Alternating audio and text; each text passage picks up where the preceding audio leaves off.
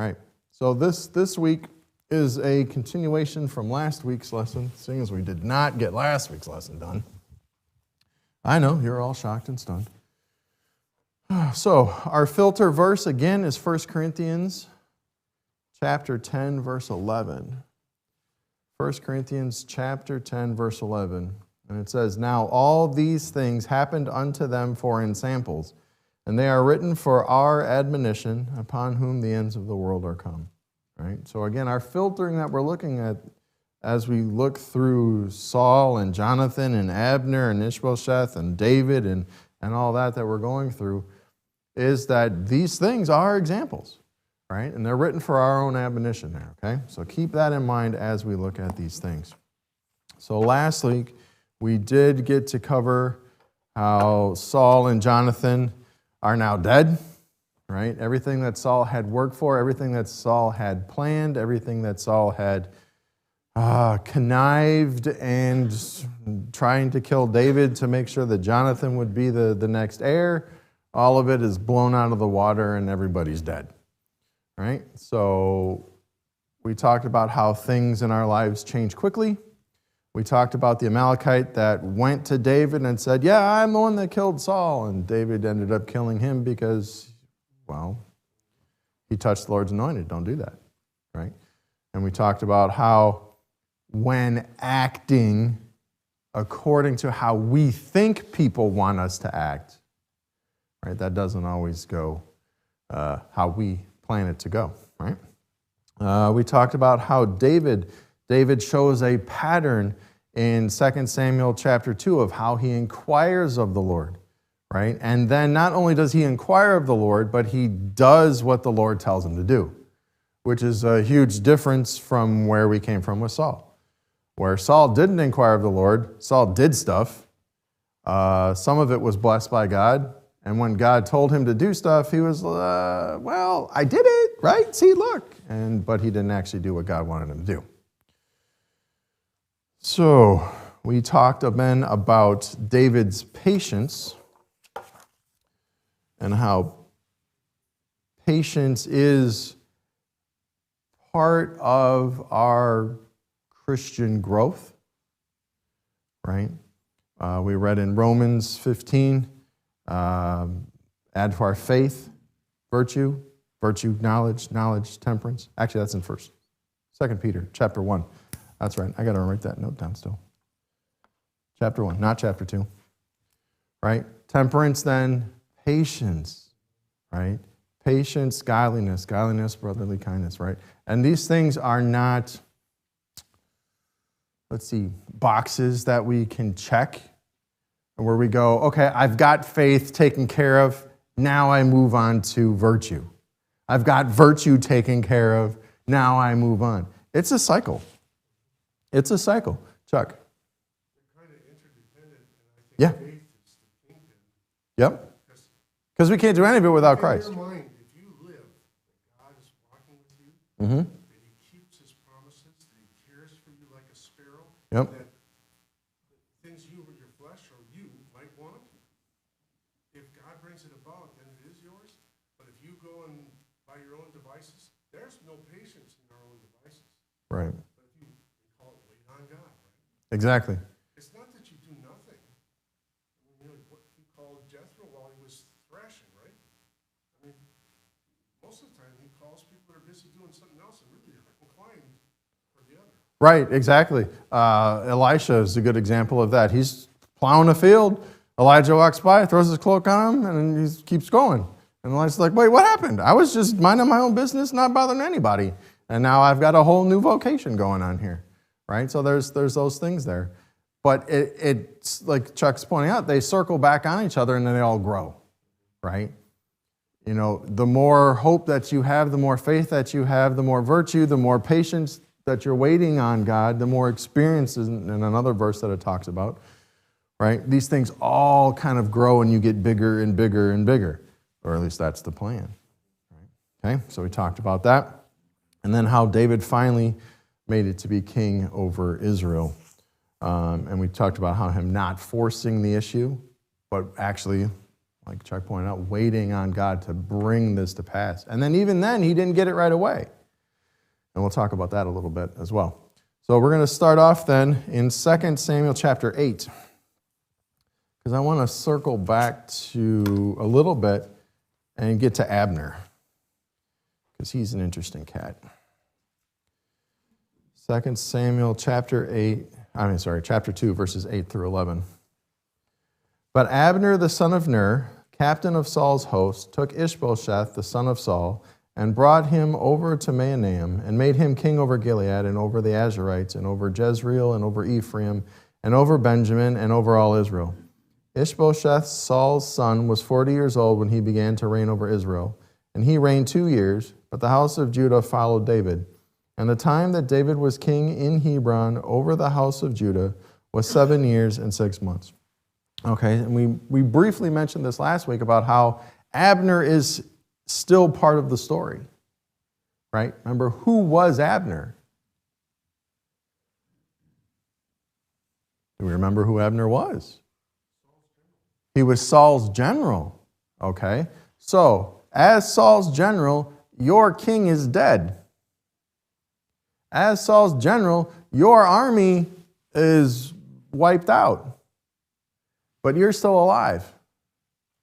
So he's kind of in this position of disgrace at this point because he's still alive and probably shouldn't be, right?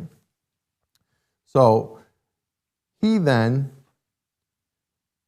in verse 9, makes Ishbosheth, Saul's son, king in Mahanaim and over all these other pieces and then over all Israel. So what they have going on here is, remember in 11, David reigned 7 years, 6 months in Hebron. And then after that, he was made king over all Israel, and he's up in Jerusalem shortly after that. Okay, so there's a time where Israel doesn't exactly have the leader that they're supposed to have. Okay, there's 5 years where they're rebuilding, getting strong enough because they're under the oppression of the Philistines, right? Before Ishbosheth is actually made king. Okay, so then in verse 8, Abner, son of Ner, captain of Saul's host, took Ishbosheth, the son of Saul, and brought over to Mahanaim. Now, Mahanaim is a city that's more on the inside of Israel than on the edges. Because remember, who's on the edges? Philistines are on the edges, right? The Philistines are the one that just wiped them out, right? So they regroup in inner Israel, reset up the structure, right? Get enough of an army rebuilt, get the power structure rebuilt. Abner then makes Ishbosheth king, and he reigns 2 years. But what do we know about Ishbosheth?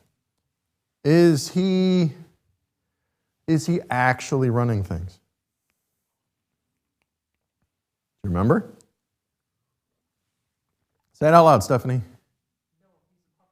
Yeah, he's a puppet king, right? Who's actually running things here? Abner is. Okay, Abner's running things. Ishbosheth is afraid of Abner. Okay? Well, think about who Ishbosheth is and think about who Abner was. Right? As Ishbosheth grew up at his father's table, who was there? Abner was there. And what was Abner? Abner was the mighty general. Right? So that's who he sees, that's who he knows, that's who he's grown up with. Right? So that's what's going on there, okay? As we go down then into 2 Samuel chapter 2 in verse 12, and Abner the son of Ner and the servants of Ishbosheth the son of Saul went out from Mahanaim to Gibeon. And Joab the son of Zeruiah and the servants of David went out and met together by the pool of Gibeon. And they sat down, one on the one side of the pool and the other on the other side of the pool. And Abner said to Joab, "Let the young men now arise and play before us." And Joab said, "Let them arise." Then there arose and went over by number 12 of Benjamin, which pertained to Ishbosheth the son of Saul, and 12 of the servants of David. And they caught every one his fellow by the head, and thrust his sword in his fellow's side, so that they fell down together. Wherefore that place was called Helkath Hazurim, which is in Gibeon. And there was a very sore battle that day, and Abner was beaten, and the men of Israel before the servants of David.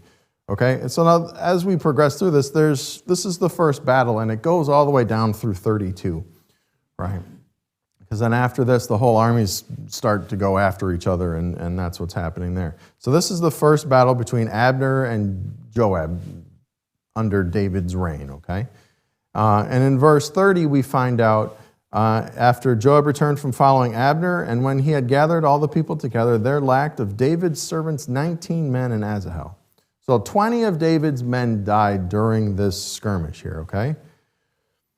But as we continue on, in 31 it says, but the servants of David had smitten of Benjamin and of Abner's men, so that 360 men died. Okay, so you have 360 men of Abner that died. So who won that? 20 to 360. Right? What's interesting, and it'll come back later, is who is mentioned as having died in here?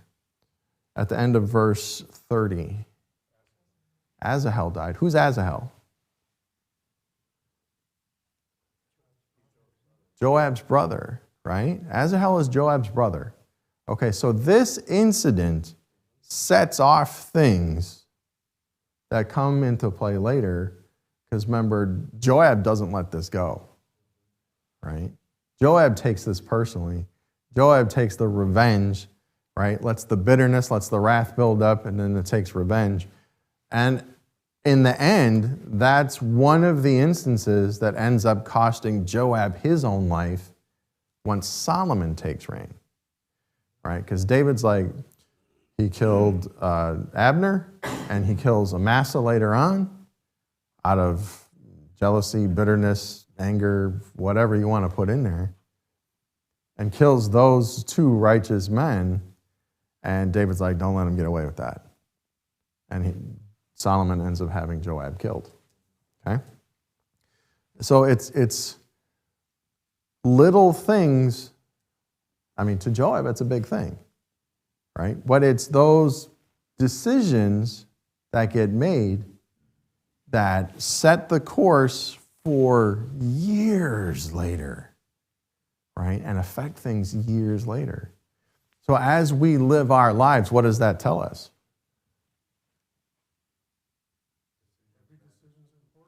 Every decision's important, Jeff? Decisions matter, right? Okay, so now if we know that decisions matter, and we have the example of Saul, we have the example of David, we have the example of Joab, and we know that these decisions matter, what should we do?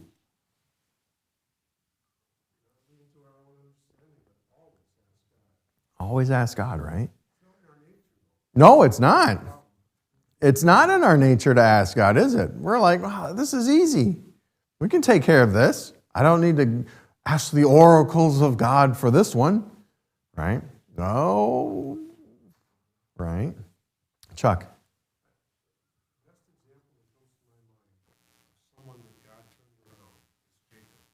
Is who? Jacob.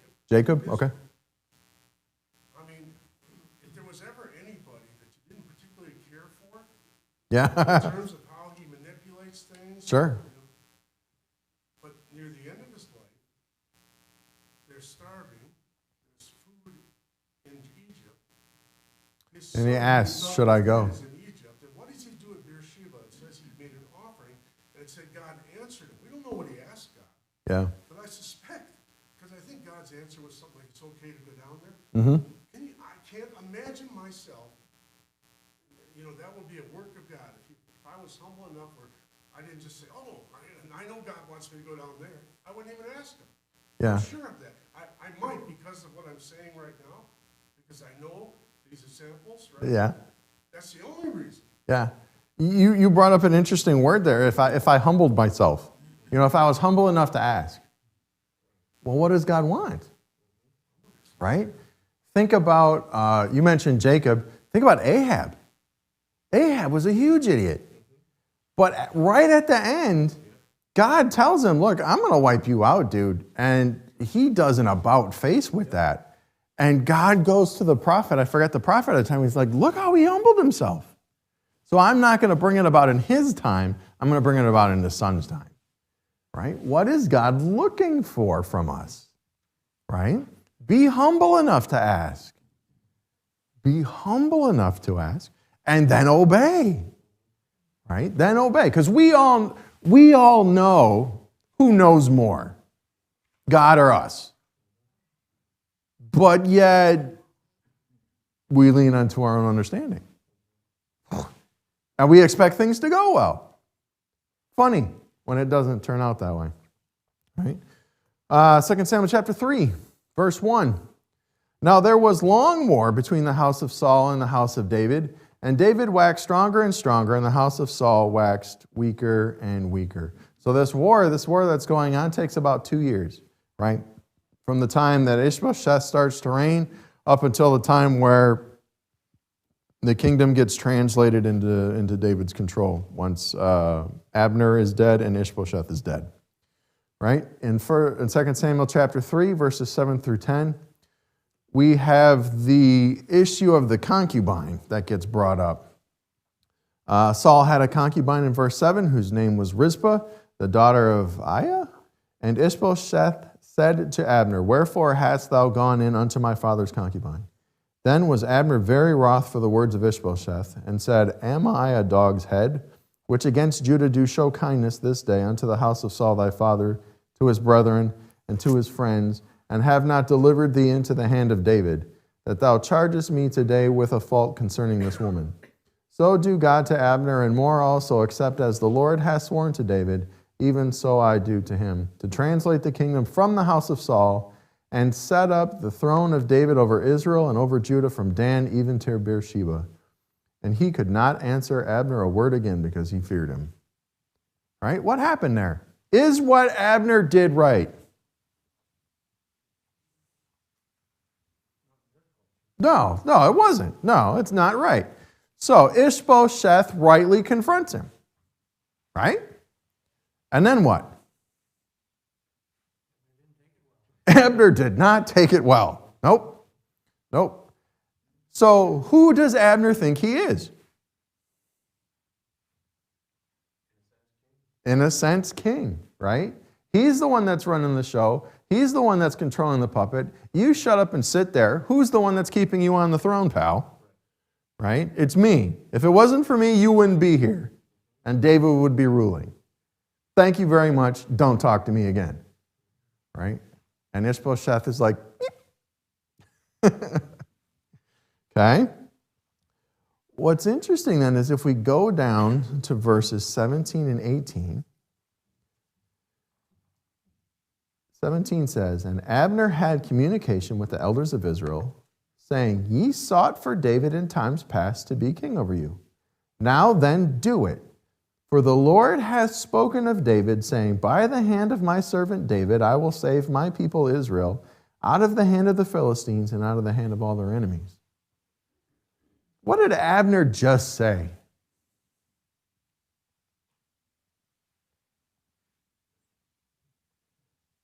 What did Abner just say?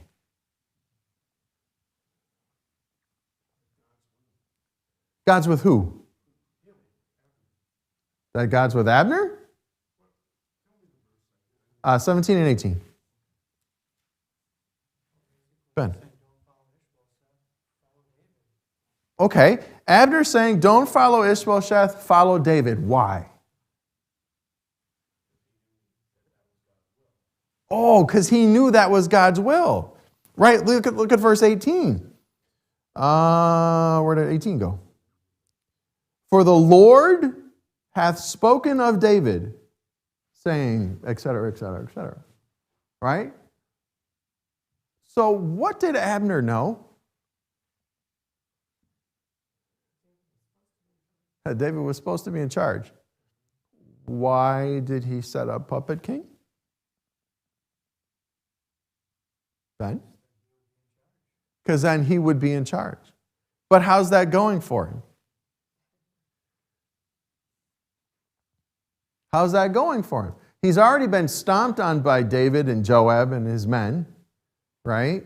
He's already being accused with this issue of a woman by Ishbosheth. So how are things going for good old Abner? Not well, right? Why not? He doesn't have the Lord's blessing. It's funny how when we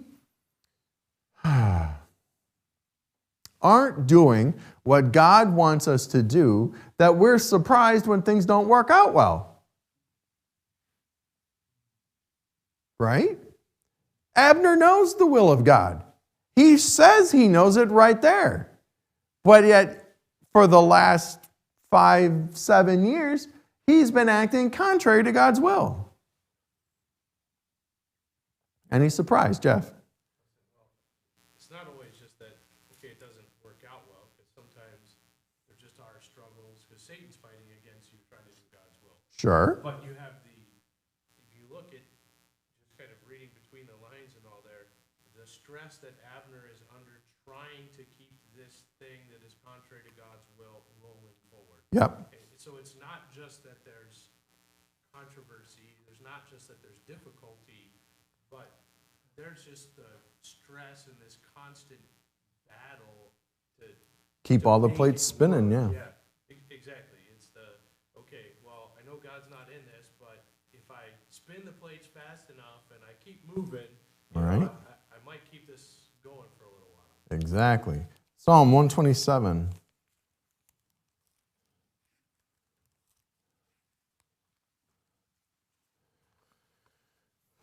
Psalm 127, verse 1.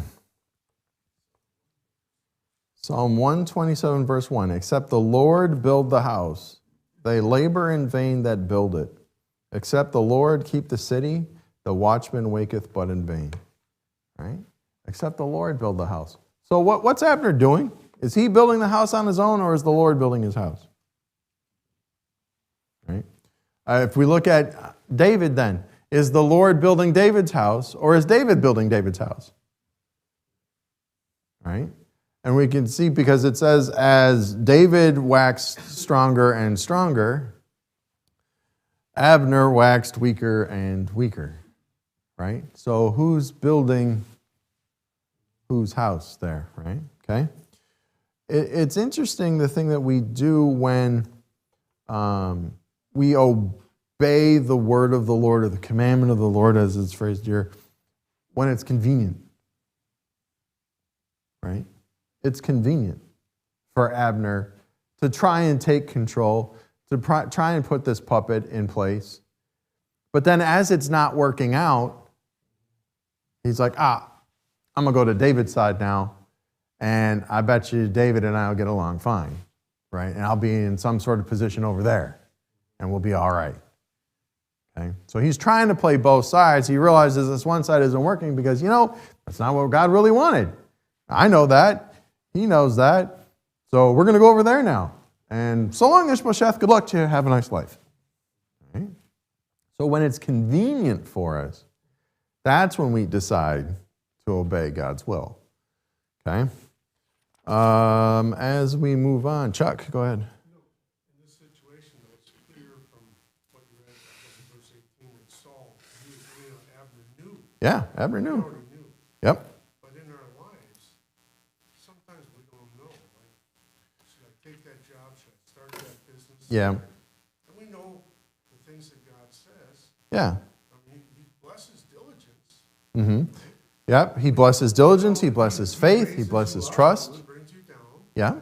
We know from what Deuteronomy 18 that He's the one that brings wealth. Yep. We know that except the Lord build His house, He labor in vain that build it. Right. We know those things, and sometimes, and maybe we know, at least I know, when I ask God something, I don't wait to hear what He says. Right. I'm impatient. I want to know what you want. I'll do what you want. Yep. Sure, Chuck. Yeah. And we talked about last week and the week before that about how God uses circumstances. Look, God knows we're dumb. God's the one who made us. Okay? God knows all your little quirks. God knows what it's going to take to get you from A to B. Right? He knows what you're going to understand and what you're not going to understand. Right? I always think about the prophets when God tells them these things. Go here and tell them all this stuff. And it's like 4 chapters worth of stuff to tell somebody. And I'm like, I don't remember verse 1. And that's why he hasn't called you to that position. Okay? So he knows who you are. He knows your weakness. He knows what it's going to take to get you from there to there. But look at patterns. Right? Look at the example of the pattern of Saul. When God tried to talk to Saul, did Saul listen? No. When God talks to David, does David listen? Yes, for the most part. Is there a pattern of David asking God, what am I supposed to do? Yes. Does he always? No. And then what happens during those times? Right? Because, stupid. So what is God trying to do? Look, stop doing the stupid. Just ask me all the time. And then we won't have to go through this up and down, up and down, up and down stuff. Right? So there's patterns there. Okay? So as you look at the examples and you look at your life, what is your pattern? Do we want to do what God wants us to do? Okay, what does it take to get us there? Right? Why aren't we waiting when we do ask Him? When we do ask Him a question, why don't we wait? What is our weakness there? Okay, because what does He want us to do? Does He want us to grow? Yes. Is He going to stretch out that patience little by little by little? Right? And that's the hope that we have, the experience that we have. Last time I asked God something, it took Him 5 minutes. Okay? 5 minutes are up. Now what do I do? But then He answers in 6. Right? We looked at Saul's life, remember, with the sacrifice. Oh, I was forced to make the sacrifice. And now, because of that, you lost the kingdom. Nice job, bro. What if he had waited that extra hour for Samuel to show up? You don't have an hour's worth of faith? When you boil it down to just that, I can't wait 1 more hour. I've got to act now. Why? Why? Right? So there's patterns that are there that we're looking at. All right, back to 2 Samuel chapter 3, verses 20 through 22. So this is where Abner and David meet. Right? 20 through 22. So Abner came to David to Hebron, and 20 men with him. And David made Abner and the men that were with him a feast. And Abner said unto him, I will arise and go, and I will gather all Israel unto my lord the king, that they may make a league with thee, and that thou mayest reign over all that thine heart desireth. And David sent Abner away, and he went away in peace. Why is that important?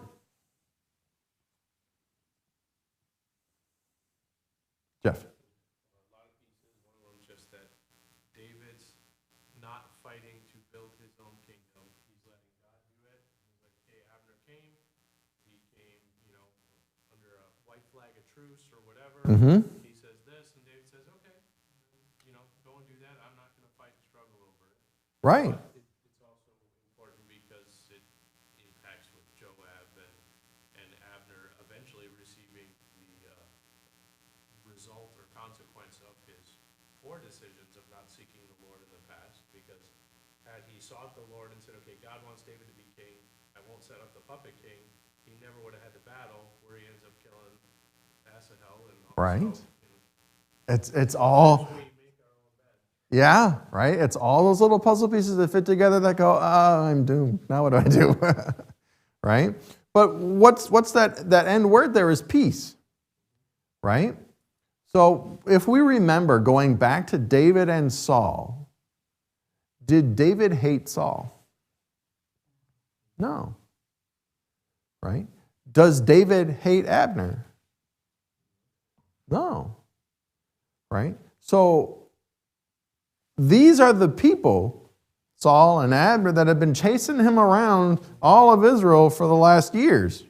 Right? trying to kill him. But yet, does he hold any animosity towards them? No. Right? What does that tell us?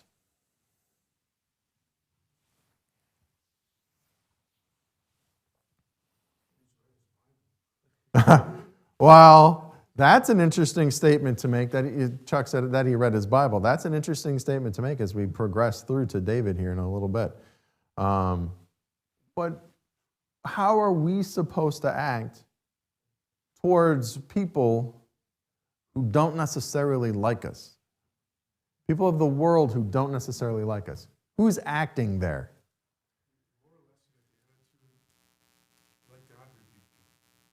Right? Because who's doing the work? Right? Remember when we go back from Genesis all the way to now, whose plan is this? God's, right? Who's doing the work? God is. Who hates God's work? Right? Satan does. So if God uses people to do his work, what is Satan going to use to do his work? Right? So if we attack people because of how they act towards us, how is our testimony going to be towards them? Right? Is it hard? Yes, because we see the people. We don't see the spirit behind the people. Right? So we think that person hates me. So I don't like them either. Right? And I will act accordingly. Okay?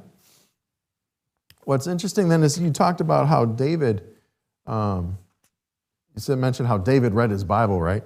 David is a funny character that way, because if we jump ahead to 2 Samuel chapter 6, this is where David, now that he's king, because Joab kills Abner, there's a whole big mess there that happens, and eventually David actually does get made king.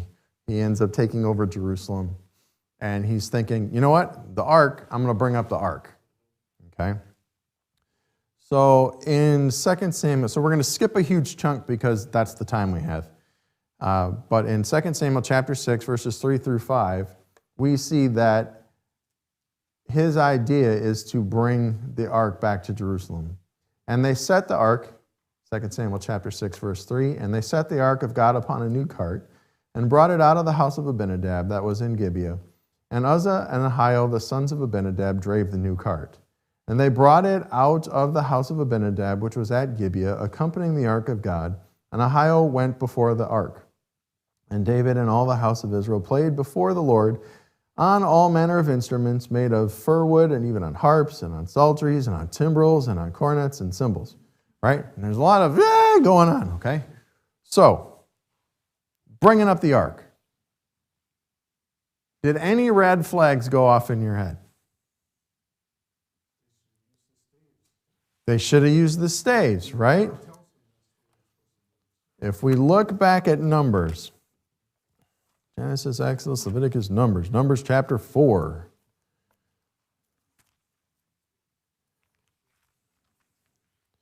Numbers chapter 4, verse 5. And when the camp setteth forward, Aaron shall come and his sons, and they shall take down the covering veil and cover the ark of the testimony with it. So as we see the ark in 2 Samuel, is it covered? No. All right. So if we jump down, Numbers chapter 4, verse 15, and when Aaron and his sons have made an end of covering the sanctuary and all the vessels of the sanctuary, as the camp is to set forward, after that the sons of Kohath shall come near to bear it, for they shall not touch any holy thing, lest they die. These things are the burden of the sons of Kohath in the tabernacle of the congregation. All right, so now we know what's supposed to be covered. After Aaron and his sons cover the ark, what's supposed to happen? Sons of Kohath come in and bear the ark. Are the sons of Kohath an ark? Or a cart, I'm sorry. Are they a cart? No, they are not a cart. It's different. All right? Okay? And the Lord said there, if they touch it, they will die. All right. Good. We also learned from Exodus chapter 25, verses 10 through 15, that the staves are to not be removed from the ark? Because that's how it's supposed to be born, okay? Not by cart, okay? So we know from Numbers and we know from Exodus that what they're doing here, not kosher, right? Okay, it's not right, okay?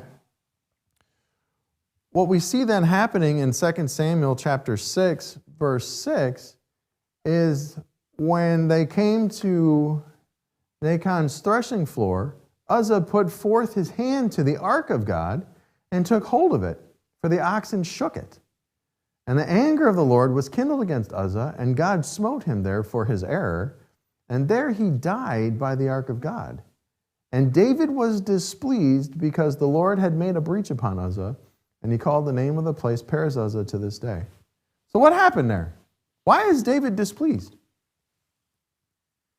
Because he thought he was doing something right, and he was ignorant about, I'm guessing he was ignorant, or just forgot, or decided to do it his own way, and then he had consequences. Right. David is displeased here that God did exactly what he said he was going to do. Right?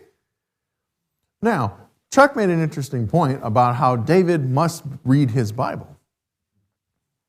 What do we know about the laws for the kings? What are they supposed to do? Who knows? Jeff. Deuteronomy 17 says they're supposed to handwrite a copy of it for themselves and then read it every day so that they will know to obey and follow the commands of the Lord. Exactly, right? They're supposed to write out their own copy, which includes Numbers and Deuteronomy, right? So all those rules that are there, he should have known. Because then he's supposed to read it, right? How are we supposed to know what God wants us to do? You gotta read it, right? Study to show thyself approved, right? Why we've seen before how throughout the Old Testament and into the New Testament, God says things over and over and over and over and over and over again. Why is that? So no matter where you're reading, you'll still be reminded, hey, this is what I'm telling you to do. And it's consistent all the way through. Okay? So he should have known that. All right, who else is there? Jeff. They should know. But the other thing is, even tying back to what we talked about earlier, so David's looking to do a good thing, right? Yes. Bring the ark up. Yes. A good thing. Yeah. Wow. So it's a good thing I don't even have to seek God. Because you find later he does Right. seek God. But with this, this is a good thing. How could God not be in it? Right. I don't even need to ask. Exactly. And that's kind of what Ben was mentioning too, was, well, it's a good thing. It's a right thing, even though he's not doing it right. So, going back to even Saul, when God told him to do something, this is how I want it done, and then he didn't do it, right? Was God pleased or displeased? Right? Is this a good thing? Yes. Bring it back up to Jerusalem where it belongs. It's been over 70 years that the ark has been stuck down there, not where it belonged. Right? So now they're bringing it up. That is a good idea. Wrong way of implementing it. Right? And it's not blessed. Okay, how does that translate to us? How does that translate to a church? You can have churches in Revelation, right? Revelation 2, right? I think it's Revelation 2. I can't get to Revelation. My bookmark is in the way.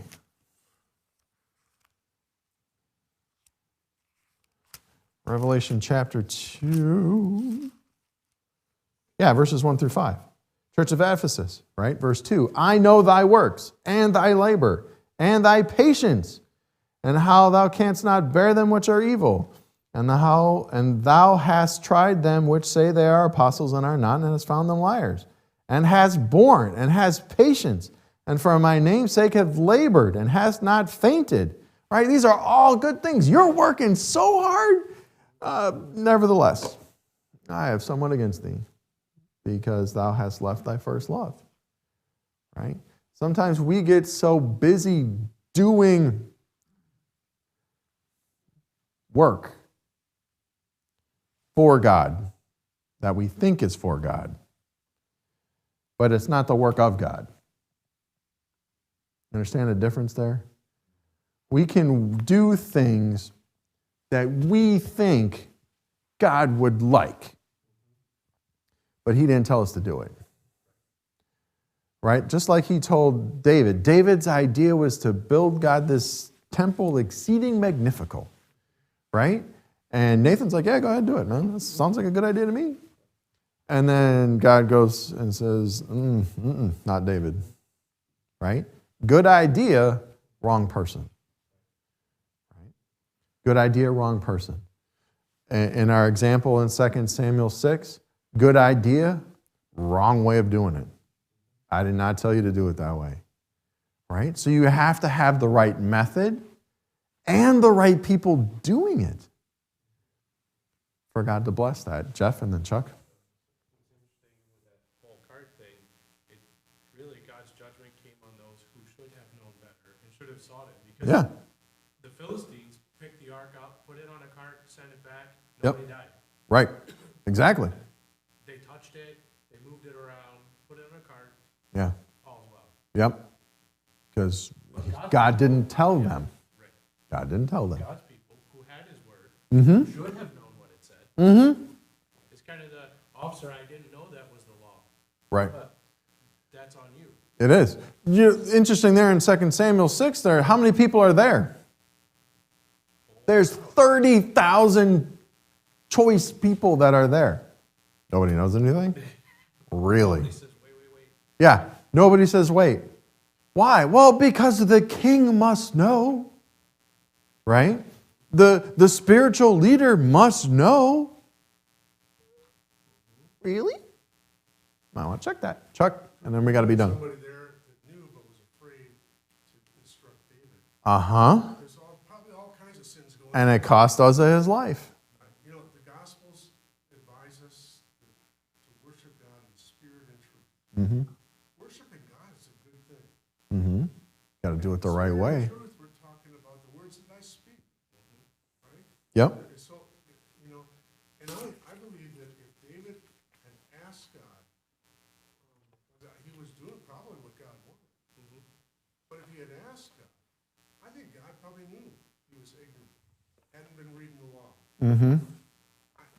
Just knowing the Lord, I think he would have been. Oh, he would have corrected him if he had asked. He would have said, Right. you know, be sure to do what Moses says. Yeah. Yeah, he would have corrected him. Same way he did with the temple. Yeah. Right? No, I don't want David to do it. Have his son do it. Yeah, he would have corrected him if he had asked. So, big picture. Right people, right method for God's blessing, right? Okay? And with that, we have to conclude our epic adventure through God's word today. Y'all are dismissed.